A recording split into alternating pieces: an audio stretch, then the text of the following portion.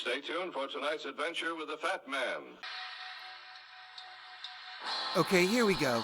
Good morning, good afternoon, good evening, whatever time of day it is. I hope it's good to be where you are because I'm really excited to be here today.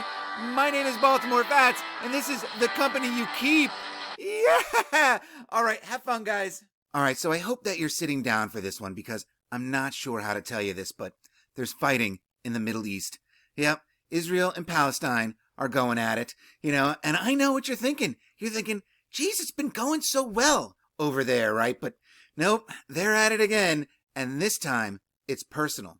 No, not for the people of Israel or Gaza, because who gives a shit about them? It's personal for the CEO of the company of the state of Israel, who stands to make, or perhaps lose, a whole lot of money over this little conflict that has just about as much to do with stealing land and giving it to others as westward expansion did. And it doesn't have that much to do with the apocalypse either, for that matter. Right? It's about lining the pockets of crooked politicians, royal families, and weapons manufacturers. Right? And I'll be the first to tell you that I don't like making videos about politics and things like this.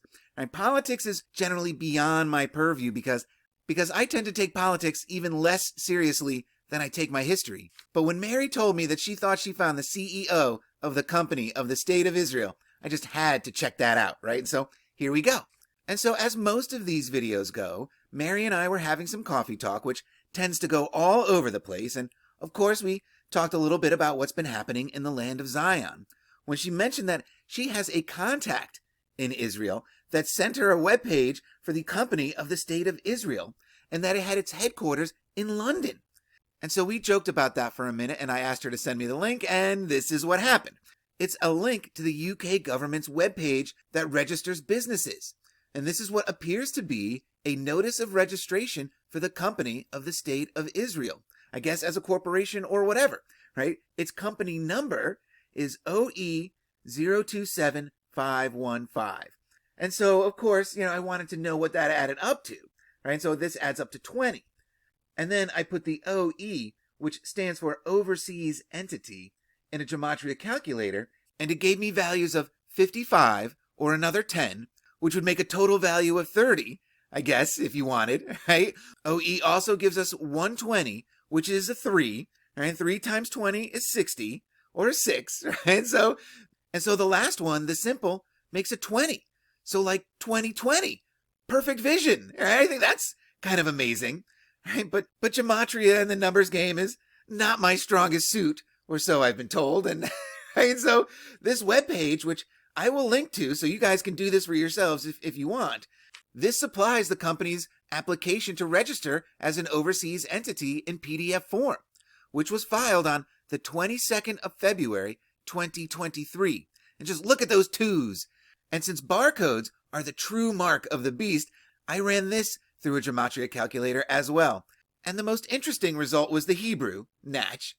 Right? But, so here we go with the application for an overseas entity corporation for the state of Israel, which as an overseas entity was, of course, incorporated in Israel under the Wonder Twin Power legal form of a state, and whose overseas entity's address is in London, and it's at 2 Palace Green, which just so happens to be the Israeli embassy in London.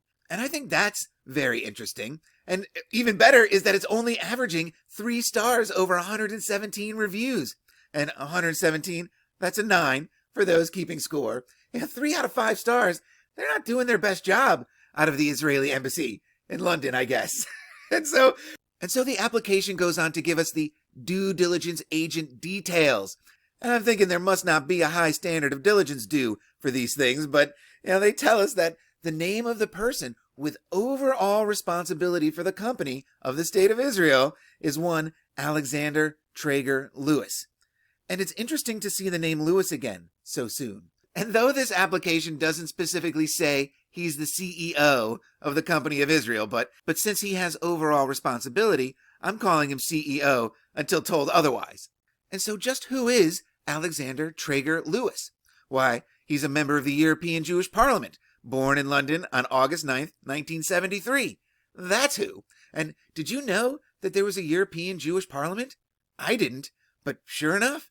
But not to worry, It's a non-governmental organization whose aim is to be a uniting structure for all Jewish communities and organizations throughout Europe, and to establish a permanent relationship with the European Parliament and other parliaments. Permanent relationship. So, forever.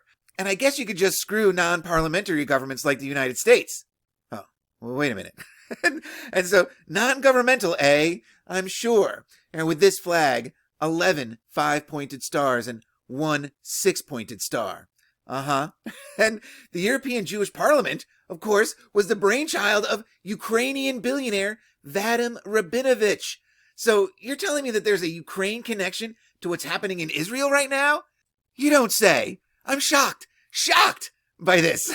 And so more about Alex. He was born in London, but was apparently raised in Israel, where he attends J. Netanyahu Elementary and Charn Ikowski High in Netanya, Israel, before moving on to study law in London. Interesting to me that he's born in England, yet he serves in the Israeli Navy, on combat patrol boats, even. And he attains the rank of Master Sergeant in the Israeli Navy. And this makes me think that he must have some sort of dual citizenship thing happening. But regardless, the Company of Israel seems to have found the right man for the job. But who owns the company? Why, it's the Knesset Kiryat Ben-Gurion. That's the public authority beneficial owner. And this makes me wonder if there are non-beneficial owners. And the Knesset is essentially the government of Israel, right? It's its Congress or Parliament or whatever. Collectively, I guess, they are the owner of the company of the State of Israel. And they put Alex in charge of managing its assets, is how I'm looking at this. And he may have been specifically bred for this job because the name Traeger is German Ashkenazic for one who carries, or even better, legal guardian or guarantor. Are you kidding me? Can anyone out there work up a probability chart on this coincidence for me, please? Because this is just insane. And Lewis goes back to the ancient Welsh Llewellyn, so possibly an ancient Welsh nobility connection in there, right? And I believe Llewellyn stood for shining or bright. So he's the bright, shining guardian of the new company of the State of Israel. And he has his offices at 5 De Walden Court, 85 New Cavendish Street, London. Not to be confused with Old Cavendish Street, right? Where Alex is a full partner in the law firm of C.H. Houseman and Company, which specializes in international law. So Alex is the company of the State of Israel's lawyer and not their CEO. Drat. But I guess that would have been too convenient. And just as interesting, if not more interesting, is some of the other companies located at 5 De Walden Court. And so first up, we have Agriver, whom our boy Traeger Lewis is associated with. And they're one of Israel's leading export companies specializing in agricultural products, especially flowers, herbs, and exotic fruits. Ooh la la. And this is interesting because they seem to import these things from India and Ethiopia. I looked at both these invoices and they're loaded with produce. All right, here's just the first page of this one, right? It's all chives. Thousands of pounds and thousands of dollars in chives. Right? So this Agriver company is very interesting, right? This import-export thing is so very La Casa Nostra. And we also have Abigail Investments. Although they call themselves an investment firm, they really appear to be jewelers, selling watches and jewelry and things. I wonder who they're selling all this watches and jewelry to.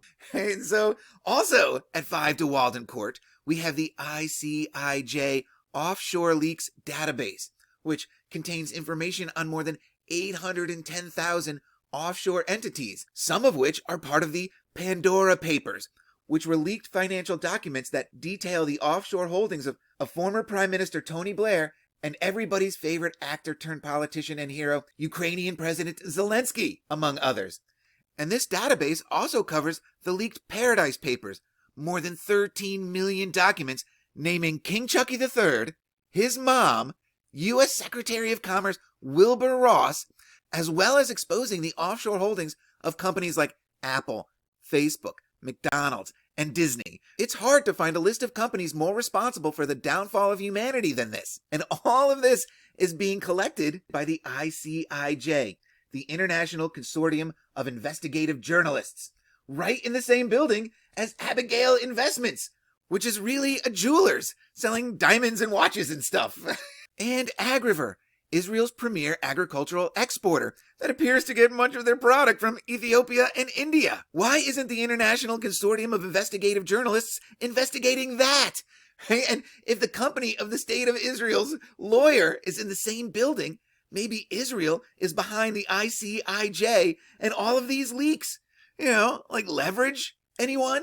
Because there's also the possibility that H.C. Hausman is using its representative companies like Agriver and Abigail Investments to launder some of Israel's dirty money. Because according to the due diligence agent details the UK government was so kind to share with us, Alex Traeger Lewis does not have an anti-money laundering number, which, until someone tells me otherwise, means that Alex Traeger Lewis could be a money launderer. And what better way to keep an eye on the watchdogs than have them in your own house? And of course, all of this is complete apophonetic speculation. And I doubt that this little investigation is exactly what Mary was hoping for. Because nothing I see here sort of proves to me that Alex Traeger Lewis has any sort of real power over Israel's affairs, or that England owns the company of the State of Israel, just because they registered as an overseas entity. Though it's certainly fun to speculate, just as it's fun to speculate about why the State of Israel needed to reincorporate itself in 2023, when it was essentially incorporated in 1948. And I think I found a possible reason for that. In 2020, the conservative Likud party, is how I'm going to go with that, right? They regained control of the Knesset, and they reinstated Netanyahu as prime minister in 2022.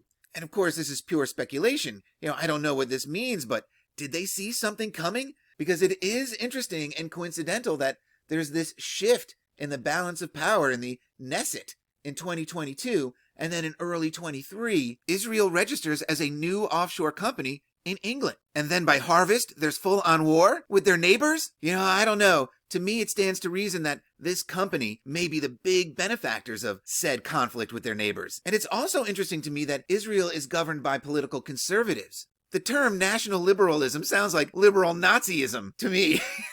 Maybe it's this liberal Nazism coming out of Israel that has so many liberals in America siding with Hamas in this thing, right? Because in America, it seems that being Jewish is almost synonymous with being liberal. So it's very interesting to see this sort of tide change in America. All right, and I know that there's a lot more work to be done with this story, and maybe someone more qualified, someone better than me, will pick this up and do this story the justice it deserves. But to close this one out with a couple of cherries, all right, first, the good old US of A has also recently registered with England as an overseas entity, and they did so on January 19th of 2023. And unfortunately, they do not have the application PDF on this webpage, but they do list its UK address as 33 9 Elms Lane. 33 9? What are the odds of that? But, in Mud City, it's just further evidence that America has never been independent of the crown. And so Israel may have never been either. And one final thing, speaking of addresses, 5 de Walden Court is in London's West End, the theater district, right? It's less than 3 miles from the Lyceum, which possibly makes all of this the theater that Mud City has made it out to be all along. All right, remember guys, just because you don't know the truth doesn't mean you can't have fun with the lies, right? So until the next one, cheers.